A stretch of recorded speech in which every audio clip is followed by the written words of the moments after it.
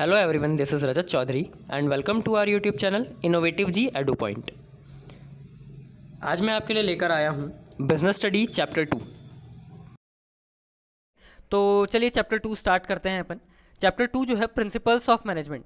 ठीक है, प्रिंसिपल्स से अगर हम स्टार्ट कर रहे हैं हमारी कहानी तो बिल्कुल इस प्रिंसिपल की स्पेलिंग से ही शुरुआत करते हैं। ध्यान रखिएगा आप, दो टाइप के होते हैं प्रिंसिपल। एक होता है PRINCIPAL। इस प्रिंसिपल वर्ड का मतलब होता है मेन, मुख्य होना। ठीक है, और एक ये जो है PAL की जगह PLE होता है, इसका मतलब होता है सिद्धांत होना। ठीक है, ये दोनों में डिफरेंस ध्यान रखिएगा। मतलब आप वो जो अमाउंट वाला प्रिंसिपल भी यूज़ करते हैं ना, वो भी यही वाला प्रिंसिपल होता है, और जो स्कूल के प्रिंसिपल्स होते हैं वो भी यही वाले प्रिंसिपल होते हैं। और ये जो हम आज PLE वाला पढ़ेंगे इसका मतलब होता है सिद्धांत। ठीक है, तो प्रिंसिपल्स ऑफ मैनेजमेंट मतलब बोला जाए तो प्रबंध के सिद्धांत आज हम ये देखने वाले हैं। तो क्या होता है ये, देखिए इनके भी कुछ रूल्स, रेगुलेशंस, नॉर्म्स, कंडीशंस होते हैं, उन्हें ही हम प्रिंसिपल्स ऑफ मैनेजमेंट कहते हैं। तो देखिए पढ़ते हैं डिफाइन।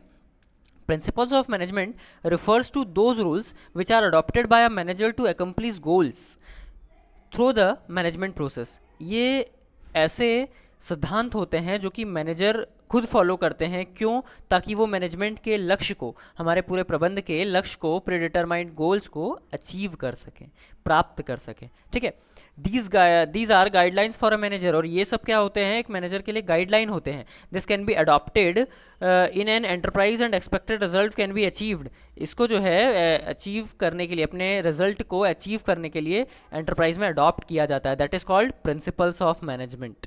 ठीक है, आई होप आपको ये समझ में आ रहा होगा प्रॉपर तरीके से।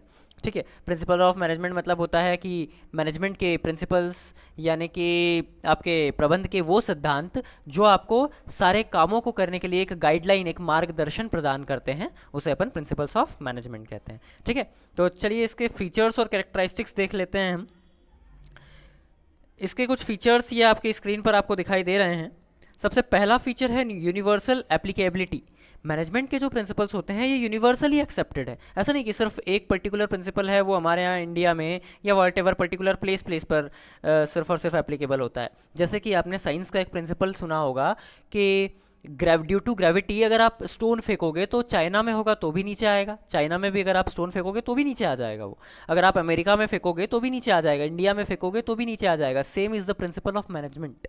मैनेजमेंट के प्रिंसिपल्स का भी सेम सब जगह एक ही इफेक्ट होता है। मतलब अगर आपने कोई चीज़ किसी कॉज का किया है तो उसका कुछ ना कुछ इफेक्ट आपको शो होगा। That is called universal applicability in the whole world. मतलब आपको पूरे विश्व में, पूरे दुनिया में मैनेजमेंट के प्रिंसिपल्स भी एप्लीकेबल होते हैं। दूसरी बात, ये फ्लेक्सिबल होते हैं, सिचुएशन पर बेस्ड होते हैं। ऐसी सिचुएशन हो तो ऐसी गाइडलाइन फॉलो कर लीजिए, ऐसी सिचुएशन हो तो ऐसी गाइडलाइन फॉलो कर लीजिए। इस टाइप की चीज़ को हम कहते हैं फ्लेक्सिबिलिटी। ठीक है, मतलब ये थोड़ा सा, जैसे आपने रबर बैंड देखा है, रबर बैंड में क्या होता है कि सिचुएशन के अकॉर्डिंग उसकी साइज़ बड़ी और छोटी हो जाती है। ठीक है, वैसे ही मैनेजमेंट जो है ये फ्लेक्सिबल होता है। ठीक है, सिचुएशन के अकॉर्डिंग इसके नॉर्म्स चेंज किए जा सकते हैं।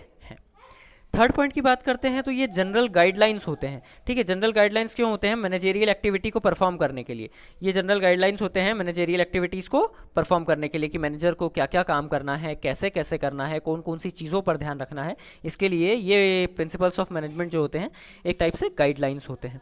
उसके बाद ये ह्यूमन नेचर के होते हैं। ह्यूमन नेचर बोले तो मतलब देखिए प्रिंसिपल्स जो है ये इंसानों पर लागू होते हैं, जानवरों पर लागू नहीं होते हैं। सिद्धांत जो है, आपको पता ही है कि हम इंसान जो है सोशल एनिमल है, बोले तो सामाजिक पशु कहा जाता है। तो अब क्या है कि ये जितने भी सिद्धांत हैं, रूल्स रेगुलेशंस हैं, कानून हैं, ये सारे हम पर लागू होते हैं। इसीलिए प्रिंसिपल्स ऑफ मैनेजमेंट को ह्यूमन नेचर कहा गया है। ठीक है ना, ये बात आपको क्लियर हो रही है? नेक्स्ट पॉइंट है हमारा cause and effect relationship. Management के प्रिंसिपल्स में कॉज एंड इफेक्ट रिलेशनशिप होता है। अगर आपने किसी कारण से कुछ काम को परफॉर्म किया है तो उसका कुछ ना कुछ आपको इफेक्ट देखने को मिलेगा ही मिलेगा।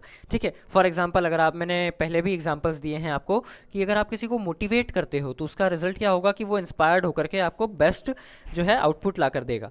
ठीक है, इसका दूसरा एग्जाम्पल आप और भी ले सकते हो कि अगर हमने अच्छी प्लानिंग की तो हम अपने प्रॉब्लम्स को सॉल्व करके और उससे आगे बढ़ सकते हैं, अपने प्रॉब्लम्स को सॉल्व कर सकते हैं, या आप यूँ कह सकते हो कि जो जो डिफिकल्टीज हमारे रास्ते में आ रही थी उसे हम हटा सकते हैं। ठीक है, तो आई होप आपको ये सब चीज़ें समझ में आ रही होगी। आगे बढ़ते हैं हम। नेक्स्ट हमारा टॉपिक है। नेक्स्ट टॉपिक पे जाने से पहले मैं आपको एक बात और बता दूं कि मैंने आपको पहले भी बताया था, फीचर बोला जाए या कैरेक्टरिस्टिक्स बोला जाए या नेचर बोला जाए, इन सब का मतलब एक ही होता है, आप ये ध्यान रखिएगा। ठीक वैसे ही हमारा जो नेक्स्ट टॉपिक है सिग्निफिकेंस और इम्पोर्टेंस ऑफ मैनेजमेंट। आपको सिग्निफिकेंस बोला जाए, इम्पॉर्टेंस बोला जाए, या फिर एडवांटेजेस बोला जाए, या फिर मेरिट्स बोला जाए, ठीक है, ये सारी चीज़ें जो है लगभग एक ही होती हैं। ठीक है, तो स्टार्ट करते हैं अपन। देखिए मैनेजमेंट प्रिंसिपल्स के क्या क्या एडवांटेज हैं, सिग्निफिकेंस है या इंपॉर्टेंस है। सबसे पहली बात तो ये मैनेजेरियल इफ़िशियंसी को इम्प्रूव करता है। एक मैनेजर जितना भी इफ़िशियंट होता है, ये उसकी इफ़िशियंसी को और ज़्यादा इम्प्रूव करता है, ताकि वो और बेहतर तरीके से अपनी कमियों को दूर करके और बेटर तरीके से काम कर सके। ठीक है, ये भी किसका काम है, हमारे प्रिंसिपल्स ऑफ मैनेजमेंट का है। ठीक है, जैसे कि प्रिंसिपल्स ऑफ मैनेजमेंट में आपको बहुत सी ऐसी ऐसी छोटे छोटे से बेसिक लेशंस होते हैं जो आपको हेल्प करते हैं अपने बिजनेस को ग्रो करने के लिए और मैनेजर की क्वालिटी को ग्रो करने के लिए। ठीक है, जैसे कि हम अभी हेनरी फ्योल और एफ डब्ल्यू टेलर, दो महान साइंटिस्ट हैं जिन्होंने मैनेजमेंट के ऊपर अपने बहुत सारे प्रिंसिपल्स दिए हैं, तो हम उनके जब प्रिंसिपल्स डिस्कस करेंगे तो आपको ये सारी बातें और अच्छे से क्लियर होंगी। नेक्स्ट हमारा पॉइंट है ऑप्टिमम यूटिलाइजेशन ऑफ रिसोर्सेस। अब देखिए ऑप्टिमम यूटिलाइजेशन ऑफ रिसोर्सेस मतलब होता है कि आपके पास जितने रिसोर्सेस अवेलेबल हैं उनका बेस्ट यूज़ करते हुए, और जो रिसोर्सेस आपके पास अवेलेबल नहीं है उनकी कमियों के को दूर करते हुए किसी चीज़ का आउटपुट बेस्ट देना, ये भी हमें मैनेजमेंट के प्रिंसिपल्स ही सिखाते हैं। ठीक है ना, मतलब आपके पास जैसे मान लीजिए कुछ रिसोर्सेस नहीं है, ठीक है, तो आपने उन रिसोर्सेस के बिना अगर आप कोई पर्टिकुलर काम बेस्ट कर दिया तो ये भी आपका प्रिंसिपल्स ऑफ मैनेजमेंट को का कहीं ना कहीं एडवांटेज है। ठीक है, फॉर एग्जांपल देखिए इन्होंने क्या बोला जाता है कि जो चीज़ आपके पास नहीं है उन्हें अवॉइड करें, जो चीज़ आपके पास है उन्हें इतना बेस्ट करें कि जो चीज़ आपके पास नहीं है उस बात का कोई भी इफेक्ट ही ना हो। ठीक है, इसे हम कहते हैं ऑप्टिमम यूटिलाइजेशन ऑफ रिसोर्सेज, क्योंकि ऑप्टिमम वर्ड का मतलब होता है फेवरेबल होना। ठीक है ना, आगे बढ़ते हैं हम। नेक्स्ट हमारा टॉपिक है इफेक्टिव प्लानिंग एंड कंट्रोल। अगर आप एक अच्छी प्लानिंग करते हैं और एक अच्छा कंट्रोल रखते हैं तो डेफिनेटली आपका आउटपुट बहुत ही बेस्ट होता है और उसमें जो भी लिमिटेशंस होती है वो दूर हो जाती है। तो ये भी हमारे प्रिंसिपल्स ऑफ मैनेजमेंट का ही एक एडवांटेज है कि मतलब अगर आपने प्रिंसिपल्स ऑफ मैनेजमेंट को यानी कि मैनेजमेंट के उन सिद्धांतों को प्रॉपर तरीके से फॉलो किया तो आप एक अच्छी प्लानिंग कर पाएंगे एज वेल एज आप एक अच्छी कंट्रोलिंग कर पाएंगे, जिससे आपका ओवरऑल प्रोडक्ट और प्रोडक्टिविटी दोनों ही पहले के कंपैरिजन में बेहतर होगी और दूसरे के कंपैरिजन में भी बेहतर होगी। ठीक है ना, नेक्स्ट बात करते हैं सोशल रिस्पॉन्सिबिलिटी। हमारा प्रिंसिपल्स ऑफ मैनेजमेंट यानी हमारा सिद्धांत जो है ये हमें ये सिखाता है कि हमें समाज के प्रति भी हमारी कुछ रिस्पॉन्सिबिलिटी है, ठीक है, जो कि हमें फुलफिल करनी होगी। जैसे कि हम अगर अगर हम किसी पर्टिकुलर सोसाइटी में कोई बिजनेस करते हैं तो वो सोसाइटी के सारे लोग हमसे प्रोडक्ट खरीदते हैं, तो हमारी ये रिस्पॉन्सिबिलिटी है कि उस सोसाइटी के लिए भी हम कुछ कंट्रीब्यूट करें। ये बात भी हमें कौन सिखाता है, हमें प्रिंसिपल्स ऑफ मैनेजमेंट ही ये बात सिखाता है। ठीक है, ये बात क्लियर हो रही है।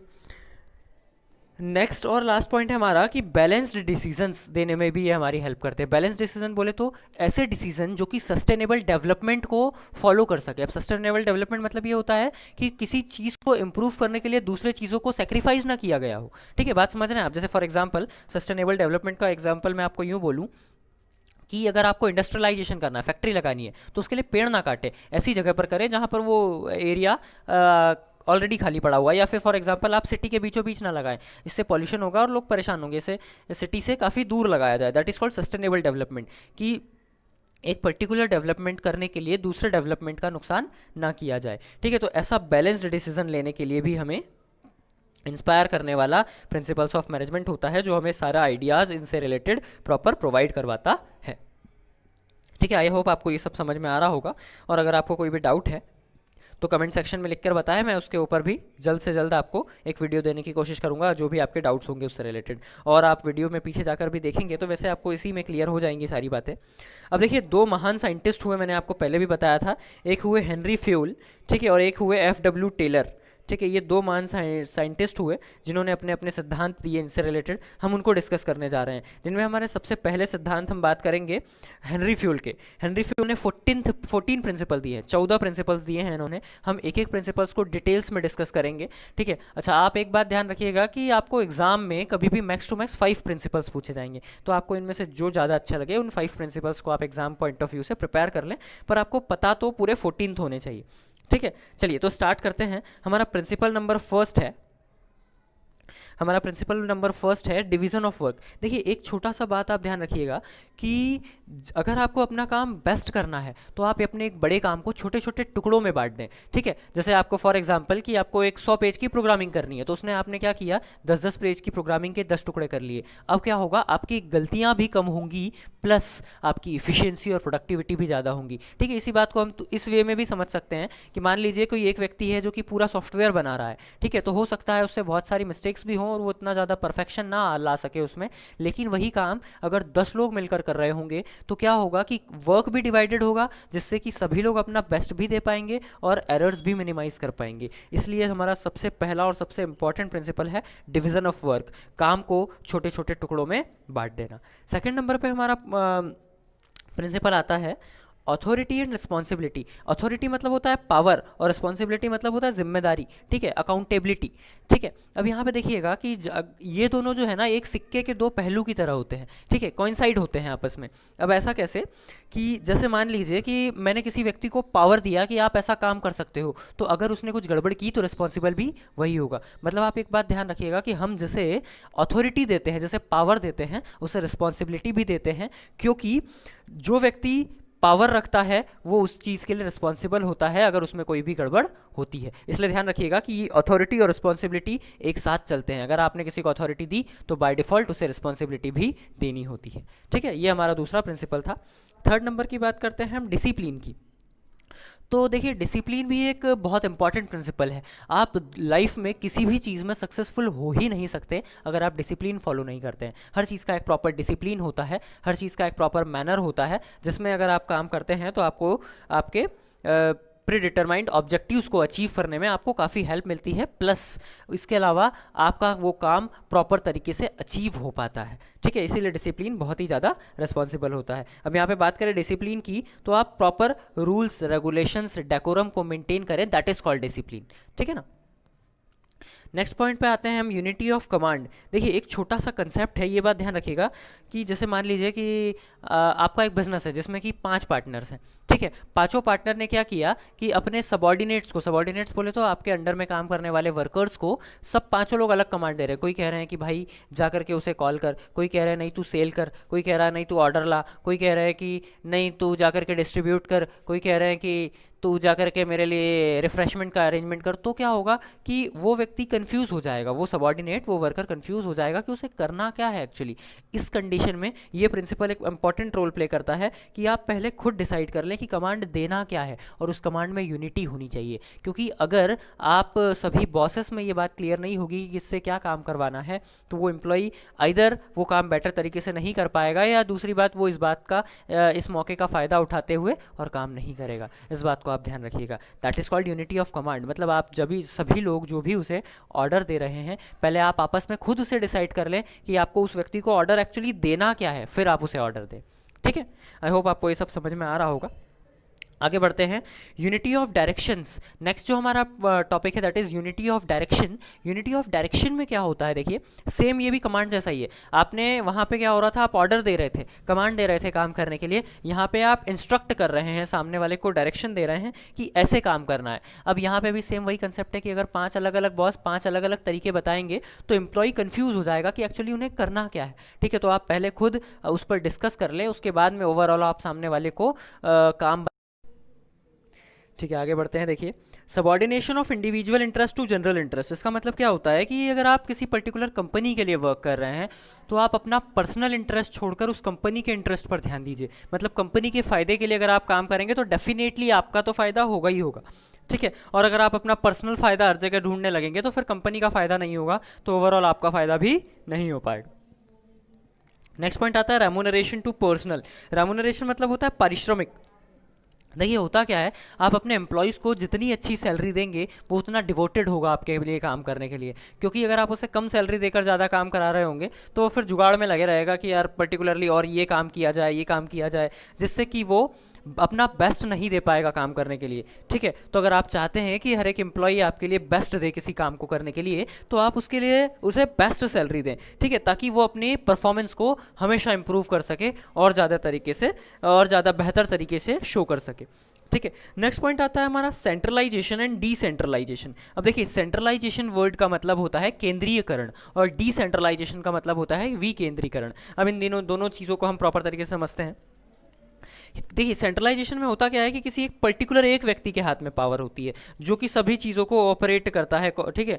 तो ये भी एक इंपॉर्टेंट रोल प्ले करता है पूरे के पूरे मैनेजमेंट में। फॉर एग्जांपल, आपने सबको बॉस बना दिया, हर कोई अपना रूल्स ही सुना रहा है, तो कोई काम कोई भी नहीं करेगा, और काम कोई भी नहीं करेगा तो रिजल्ट ही नहीं आएगा, आउटपुट ही नहीं निकलेगा, ठीक है। That's why centralization is important, ठीक है। अब यहीं पर अगर हम बात समझते हैं कि डिसेंट्रलाइजेशन क्यों इंपॉर्टेंट है, तो देखिए, डिसेंट्रलाइजेशन में होता कुछ यूँ है कि फॉर एग्जांपल कि जैसे हमारे यहाँ जो गवर्नमेंट है ये 3 टायर गवर्नमेंट है, ठीक है। फॉर एग्जांपल ये है सेंट्रल गवर्नमेंट, फिर इन्होंने अलग अलग स्टेट गवर्नमेंट्स हैं, फिर उससे रिलेटेड अलग अलग म्यूनिसिपल कॉरपोरेशंस हैं, तो ये 3 टायर गवर्नमेंट्स हैं, ठीक है। वैसा ही डिसेंट्रलाइजेशन में भी होता है कि एक सीईओ है कंपनी का, मान लीजिए, उस सीईओ ने क्या किया कि सुपरवाइजर को काम सौंपा और सुपरवाइजर लेबर से काम करवा रहा है, तो इस टाइप का काम होता है डिसेंट्रलाइजेशन में। इसलिए डिसेंट्रलाइजेशन भी बहुत इंपॉर्टेंट रोल प्ले करती है एक मैनेजमेंट के ऑब्जेक्टिव्स को अचीव करने के लिए, उसे प्राप्त करने के लिए, ठीक है।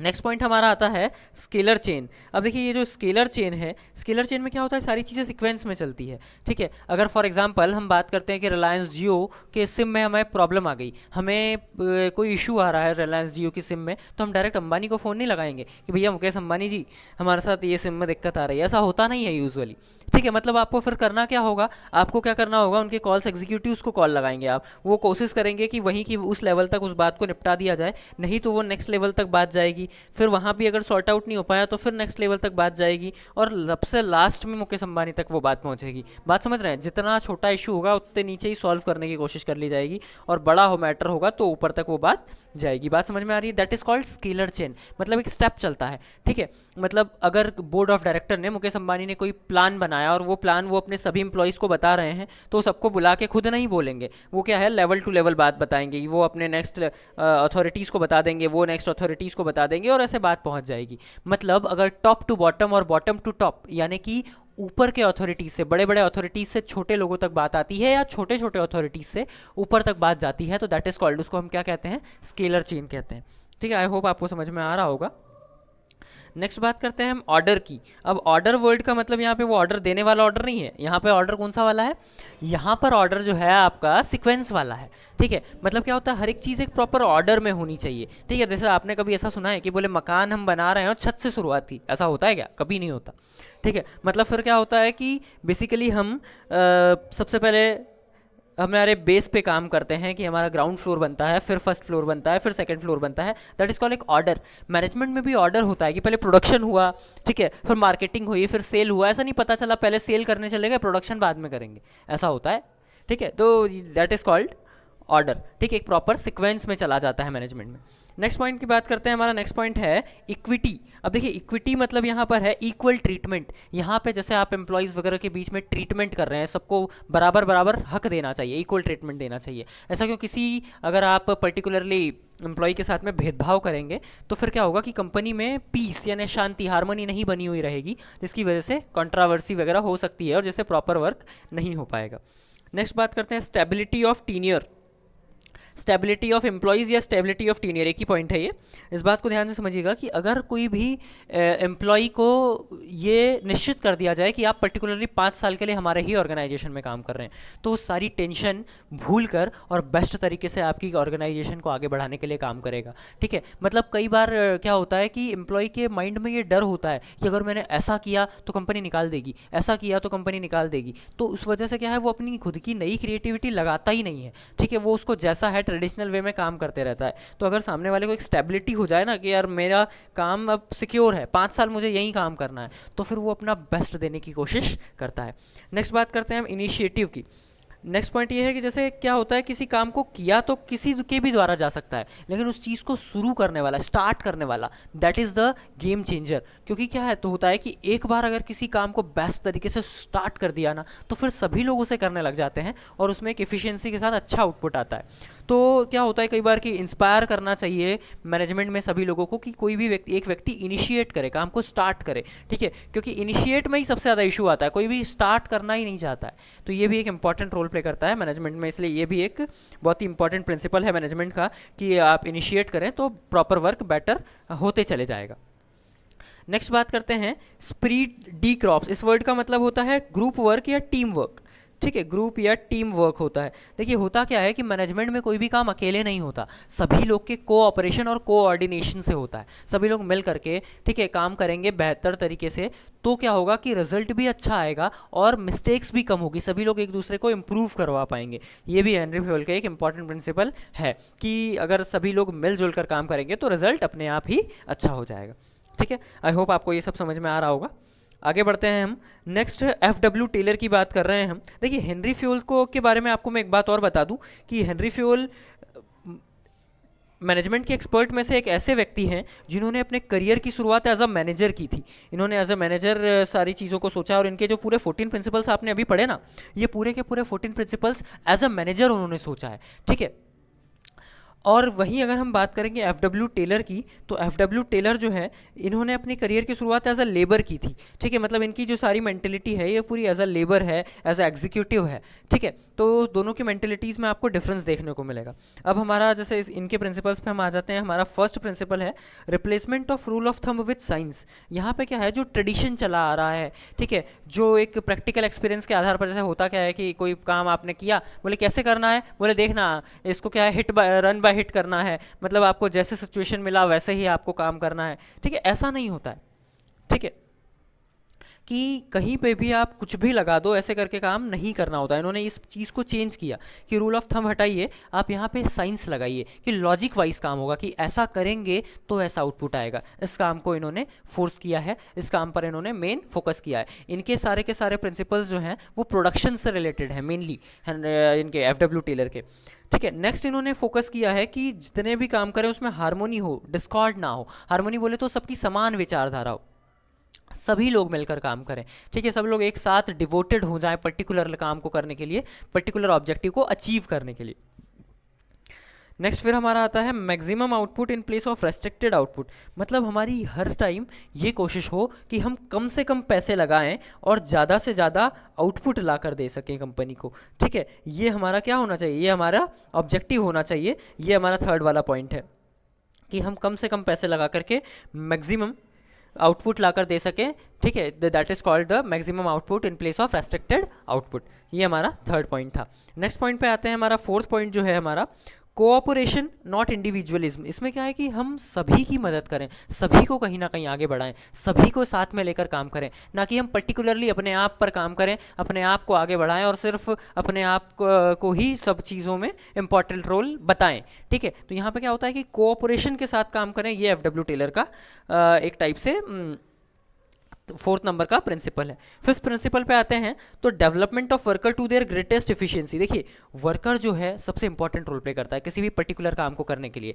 ठीक है, कि कहा जाता है कि जो रिसोर्सेस होते हैं ना, उनमें सबसे इंपॉर्टेंट रिसोर्स होता है human resource, that is workers, that is man, that is man power. ठीक है, मैन पावर जो आप उसे बोलते हैं। तो आपको यहाँ पे इस बात का वो स्पेशल ध्यान रखना होता है कि अगर आप मैन पावर पे प्रॉपर तरीके से काम करेंगे तो सारी चीज़ें अपने आप अच्छी होती चली जाएगी। तो इसलिए यहाँ पे क्या है कि अगर आप अपने वर्कर की इफ़िशियंसी को इंक्रीज़ करते रहेंगे तो उससे क्या होगा कि वो लोग मैक्सिमम प्रोडक्शन दे पाएंगे मिनिमम कॉस्ट में, एज वेल एज जो मिस्टेक्स होते थे, जिससे जो लॉसेस होते थे छोटे मोटे, वो सारी चीज़ें भी अपने आप सुधर जाएंगी। नेक्स्ट पॉइंट पे हम आते हैं एक्टिवेशन अकॉर्डिंग टू प्लानिंग। ठीक है, एक्टिवेशन अकॉर्डिंग टू प्लानिंग में क्या होता है कि जो भी आपने प्लान किया है, ठीक है, उसके हिसाब से एक्टिवेट करके उसके हिसाब से काम करना, that is called activation of planning. ये इसमें एफ.डब्ल्यू. टेलर जी का ये कहना है कि अगर आपने जैसा प्लान बनाया है उसे आप 100% इम्प्लीमेंट कर पाते हैं तो डेफिनेटली आपका रिजल्ट बेस्ट होगा। ठीक है, क्योंकि होता क्या है कि हम प्लान तो बहुत बड़े बड़े बना लेते हैं पर वो अचीव नहीं हो पाते हैं कई बार। तो आप जो प्लान ऐसा ही बनाए वो रियलिस्टिक बनाए। देखिए दो टाइप की बातें होती है, एक होता है आइडियलिस्टिक, ऐसा होना चाहिए वैसा होना चाहिए, मतलब फॉर एग्जांपल मुझे सुबह 4 बजे उठना चाहिए। ठीक है, जो चीज़ पॉसिबल नहीं है। अब बात करते हैं रियलिस्टिक की कि ये चीज़ें किया जा सकता है और उससे बेस्ट तरीके से काम परफॉर्म किया जा सकता है कि आप 6 बजे उठ के पर्टिकुलर काम कर सकते हैं। तो देखिए आइडियलिस्टिक गोल्स नहीं बनाने चाहिए, प्लान आइडियलिस्टिक नहीं होना चाहिए, दैट में बी रियलिस्टिक, जो कि अचीव करने लायक होती है, अचीवेबल हो, दैट इज कॉल्ड रियलिस्टिक। ठीक है, तो आई होप आपको ये भी समझ में आ रहा होगा। अब देखिए ये इन्होंने जो है मतलब एक टाइप से बोला जाए तो हेनरी फ्यूल ने जो प्रिंसिपल्स दिए हैं, हेनरी फ्यूल ने जो प्रिंसिपल्स दिए हैं वो एडमिनिस्ट्रेटिव प्रिंसिपल्स हैं, ध्यान रखिएगा आप। कौन से प्रिंसिपल्स हैं? एडमिनिस्ट्रेटिव प्रिंसिपल्स हैं, ठीक है। जबकि जो एफ डब्ल्यू टेलर ने प्रिंसिपल्स दिए हैं वो कौन से प्रिंसिपल्स हैं? साइंटिफिक मैनेजमेंट के साइंटिफिक प्रिंसिपल्स हैं, ठीक है, ध्यान रखिएगा। नेक्स्ट हम बात करते हैं टेक्निक्स ऑफ साइंटिफिक मैनेजमेंट। मतलब उन्होंने एडमिनिस्ट्रेटिव मैनेजमेंट पे, हेनरी फ्यूल ने एडमिनिस्ट्रेटिव मैनेजमेंट पे काम किया है, जबकि हमारे एफ डब्ल्यू टेलर ने साइंटिफिक मैनेजमेंट पे काम किया है। अब इन्होंने कुछ चीज़ें बताई है जिससे अगर हम प्रॉपर तरीके से इंप्लीमेंट करें तो बेस्ट काम हो सकता है। सबसे पहली है उसमें से मेथड स्टडी। अगर आप पर्टिकुलरली किसी मेथड पर काम करते हैं कि यार ये मेथड हमारा बेस्ट है, इस मेथड में मैक्सिमम आउटपुट हम मिनिमम कॉस्ट में दे सकते हैं, तो that is called method study. और मेथड स्टडी में होता क्या है कि आपने एक पर्टिकुलरली मेथड को प्रॉपर तरीके से इंप्लीमेंट किया, जिसमें स्टेप बाय स्टेप आपने काम किया जिससे कि हम आउटपुट भी प्रॉपर दे सकें, और इसके अलावा जो भी हमारे ड्रॉबैक थे, लिमिटेशंस थी, उसको भी हम अवॉइड कर सकें, उसे भी हम हटा सकें। उसे क्या कहते हैं? मेथड स्टडी कहते हैं, ठीक है। नेक्स्ट हमारा आता है मोशन स्टडी। मोशन स्टडी में क्या होता है कि हम इस बात का ध्यान रखते हैं कि कितनी अननेसेसरी एक्टिविटीज़ हो रही है। मशीन इतने टाइम फोकट में चल रही है, मशीन इतने टाइम जो है इलेक्ट्रिसिटी वेस्ट कर रही है, ठीक है, इलेक्ट्रिसिटी इतने टाइम वेस्ट चल रहा है, that is called motion study. तो मोशन स्टडी मतलब यहाँ पे क्या होता है कि अननेसेसरी मूवमेंट्स को अवॉइड करना। इस स्टडी में हम ये देखते हैं कि जो भी अननेसेसरी मूवमेंट हो रहा है या अननेसेसरी जो भी रिसोर्सेस वेस्ट हो रहे हैं तो उसको मिनिमाइज किया जा सकता है, किसकी हेल्प से? मोशन स्टडी से। फिर हम नेक्स्ट पॉइंट पे आ जाते हैं।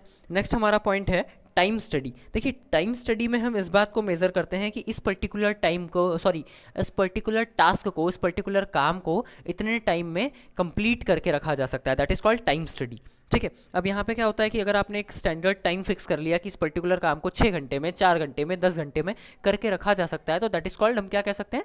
टाइम स्टडी कह सकते हैं, ठीक है। एक होता है फैटिग्यू स्टडी। फैटिग्यू वर्ड का मतलब होता है थकावट होना, ठीक है। तो एक मैनेजमेंट के लिए ये भी एक इम्पॉर्टेंट स्टडी है कि वो ये इस बात को स्टडी करे कि एक पर्टिकुलर वर्कर जो है या एक पर्टिकुलर लेबर जो है वो कितने टाइम बाद काम करके थक जाएगा और उसको एक गैप की रिक्वायरमेंट होगी, ठीक है। जैसे कि आप लंच ब्रेक कह सकते हैं। होता क्या है कि यूजुअली व्यक्ति अपनी फुल एफिशिएंसी से काम करता है तो थोड़ी देर बाद वो टायर्ड हो जाता है, ठीक है, फैटिग हो जाता है, थक जाता है। तो उसको वापस से री एनर्जाइज होकर काम करने के लिए एक छोटा सा ब्रेक चाहिए होता है, जिससे कि वो वापस से अपनी एनर्जी फुलफिल कर सके। छोटा सा टी ब्रेक या ब्रेकफास्ट ब्रेक या स्नैक्स ब्रेक, वॉट, जिससे कि वो थोड़ा सा रिफ्रेश हो जाए और री एनर्जाइज हो जाए, ताकि वो अपना बेस्ट दे सके वापस से काम में, ठीक है। नेक्स्ट पॉइंट आता है हमारा फंक्शनल फॉरमैनशिप। इसके अकॉर्डिंग हेनरी फ्यूल, वो सॉरी एफ डब्ल्यू टेलर जी कहते हैं कि एक्चुअली इन्होंने 8 बॉस एक स्कीम बताई है, ठीक है, जिसमें कि अलग अलग टाइप के बॉस होने चाहिए, गैंग बॉस, ठीक है, जो कि मतलब गैंग बॉस फंक्शन, इसके अलावा अलग अलग बॉस इन्होंने बताया, सुपरवाइजर, ठीक है, इसके अलावा प्लान बॉस, ठीक है, लेटर बॉक्स, मतलब अलग अलग टाइप के बॉस जो कि है कि अलग अलग टाइप के टास्क को डिसाइड कर सकें। फॉर एग्जांपल जैसे मान लीजिए कि एक व्यक्ति ऐसा है जो सभी लोगों के टास्क का शेड्यूल डिसाइड करता है कि आपको आज 10 से 8 के शिफ्ट में काम करना है, आपको आज 6 से 5 की शिफ्ट में काम करना है, आपको आज 6 से 12 के शिफ्ट में काम करना, वॉट एवर। तो इस टाइप के अलग अलग पर्सनस को डिसाइड किया जाता है इसमें, जो कि पर्टिकुलर एक्टिविटीज़ को देखते हैं, जिससे कि क्या होता है, काम भी डिवाइडेड हो जाता है और सभी कामों पर निगरानी भी रखी जा सकती है। तो ये सारे कुछ टेक्निक्स थे साइंटिफिक मैनेजमेंट के, जिनमें से एक इंपॉर्टेंट क्वेश्चन आता है एग्जाम में, यूजुअली कई बार पूछा गया है ये, difference between time study and motion study. One of the most important question है, 5 मार्क्स में पूछा गया क्वेश्चन है, तो इसको अच्छे से तरीके से हम डिस्कस करते हैं। देखिए टाइम स्टडी मैंने अभी आपको बताया था कि एक ऐसी स्टडी होती है जिसमें ये मेजर किया जाता है कि एक पर्टिकुलर व्यक्ति कितने टाइम में उस काम को कर सकता है, ठीक है। जबकि मोशन स्टडी क्या होता है, वर्कर्स की बॉडी के मूवमेंट को टेस्ट करता है कि एक व्यक्ति जो है कितना मूवमेंट करके इस टास्क को परफॉर्म किया जा सकता है, और अगर वो अननेसेसरी मूवमेंट कर रहा है तो उसे अवॉइड करने की कोशिश की जाती है। वैसे ही टाइम स्टडी में भी अगर कोई अननेसेसरी टाइम लगा रहा है तो उस टाइम को अवॉइड करने की, हटाने की कोशिश की जाती है।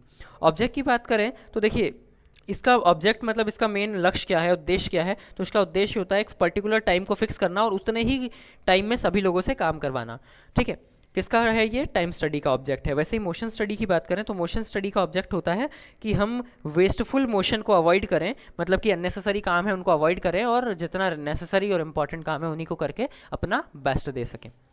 थर्ड पॉइंट की बात करते हैं अपरेटस, आप इसके लिए यूज़ क्या करते हैं, तो देखिए टाइम स्टडी, टाइम को मेजर करने के लिए स्टॉप वॉच का यूज़ किया जाता है, जबकि मोशन स्टडी, मोशन को यूज़ करने के लिए कैमरा का यूज़ किया जाता है कि अननेसेसरी एक्टिविटी तो नहीं हो रही है, अननेसेसरी रिसोर्सेज को वेस्ट तो नहीं किया जा रहा है, उसको मेजर करने के लिए कैमरा का यूज़ किया जाता है, जबकि टाइम मेजर करने के लिए स्टॉप वॉच का यूज़ होता है।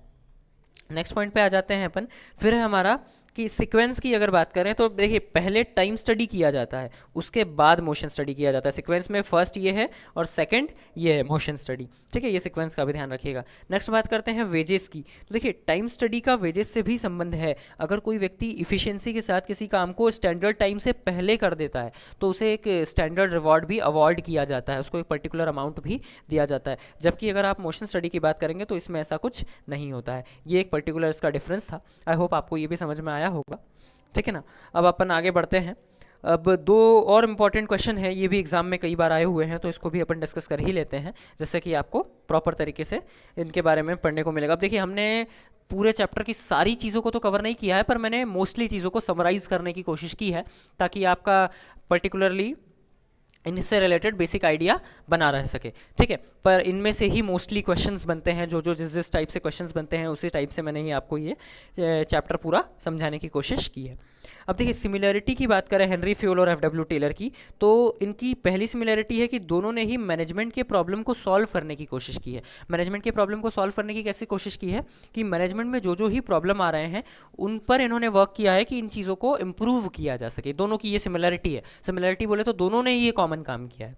दूसरी बात करें, दोनों ने ही फोकस किया है ह्यूमन फैक्टर को एज एन इम्पॉर्टेंट फैक्टर। उन्होंने दोनों ने ही इस बात पर जोर दिया है कि सबसे इंपॉर्टेंट फैक्टर जो होता है मनुष्य होता है, लेबर होता है, वर्कर होता है, इसलिए उन पर एक स्पेशल ट्रीटमेंट हमेशा रखना चाहिए। थर्ड बात करें तो दोनों ने ही फोकस किया है स्पेशलाइजेशन पर। अब स्पेशलाइजेशन क्या होता है? स्पेशलाइजेशन होता है कि पर्टिकुलर जिस व्यक्ति को जिस काम में ज़्यादा इंटरेस्ट है या जिस काम में उसने महारत हासिल कर रखी है, या हम यूँ बोलें कि जो व्यक्ति जिस पर्टिकुलर काम में परफेक्ट हो उसे वही काम सौंपा जाए, that is called specialization. Special talent रखने वाले व्यक्ति को स्पेशल काम सौंपा जाए, उसे ही हम क्या कहते हैं? स्पेशलाइजेशन कहते हैं। तो दोनों ने ही फोकस किया है कि स्पेशलाइजेशन किया जाए, जिससे कि जो व्यक्ति जिसमें परफेक्ट होगा उस काम को बेस्ट कर पाएगा और अननेसेसरी चीज़ों को अवॉइड कर पाएगा और रिजल्ट को प्रॉपर तरीके से अचीव कर पाएगा। दोनों ने ही कहीं ना कहीं चीज़ों को साइंटिफिक अप्रोच दी है। साइंटिफिक अप्रोच बोले तो इनने कोई भी ट्रेडिशनल वे नहीं अपनाया, हर जगह इन्होंने एक लॉजिकल, एक स्टैंडर्ड, एक कॉज एंड इफेक्ट रिलेशनशिप वाला, एक यूनिवर्सली एक्सेप्टेड चीज़ों को फॉलो किया है, कि मतलब सॉरी इम्प्लीमेंट किया है, जिससे क्या हो सके कि मैक्सिमम आउटपुट दिया जा सके अननेसेसरी चीज़ों को अवॉइड करके। लास्ट बात करते हैं तो both tries to increase the efficiency and effectiveness on production. दोनों ने कोशिश की है कि प्रोडक्शन की इफिशियंसी को भी, कार्य क्षमता को भी और उसकी प्रोडक्टिविटी को भी, ठीक है, दोनों ही चीज़ों को इम्प्रूव करें और बेस्ट रिजल्ट लाकर दे सकें। ये हमारा एक प्रॉपर तरीके से बोला जाए तो सिमिलैरिटी थी किसमें? हेनरी फ्योल और एफ डब्ल्यू टेलर में। आगे बढ़ते हैं हम। लास्ट चीज़ जो अब हम डिस्कस करने जा रहे हैं इसमें से हेनरी फ्योल और एफ डब्ल्यू टेलर के बीच में डिफरेंस, ठीक है। लास्ट ईयर क्या हुआ था कि मैं ये इस क्वेश्चन को मैंने हाफ ईयरली में स्टूडेंट्स से पूछा था, ठीक है, मतलब एक पेपर मैंने बनाया था और उसमें उन लोग स्टूडेंट से ये डिस्कस किया था। तो हुआ क्या कि कुछ बच्चों ने इसमें एक मिस्टेक की, मतलब मैंने इसमें थोड़ा सा वर्ड चेंज कर दिया था। थोड़ा सा वर्ड कैसे चेंज किया? ये difference between principles of Henry Fayol and F W Taylor है ना, तो उसमें डिफरेंस की जगह, डिफरेंशिएट की जगह मैंने लगा दिया कि डिससिमिलैरिटीज़। अब लोगों ने क्या कहा, सर आपने सिमिलैरिटी करवाई है, डिससिमिलैरिटी तो नहीं करवाई है, जबकि सिमिलैरिटी भी करवाई थी और डिफरेंस भी करवाया था। वो डिफरेंस नहीं समझ पा रहे थे कि डिससिमिलैरिटी मतलब डिफरेंस है। तो आप छोटी छोटी चीज़ों को थोड़ा सा लॉजिकली सोचें और कन्फ्यूज़ ना हो। डिससिमिलैरिटी बोले आपसे, डिफरेंस बोले, एक ही बात है वो। आपको Henry Fayol versus F W Taylor बोलते हैं, एक ही बात है वो, ठीक है ना। तो चलिए स्टार्ट करते हैं अपन, इसको अपन प्रॉपर तरीके से देखते हैं।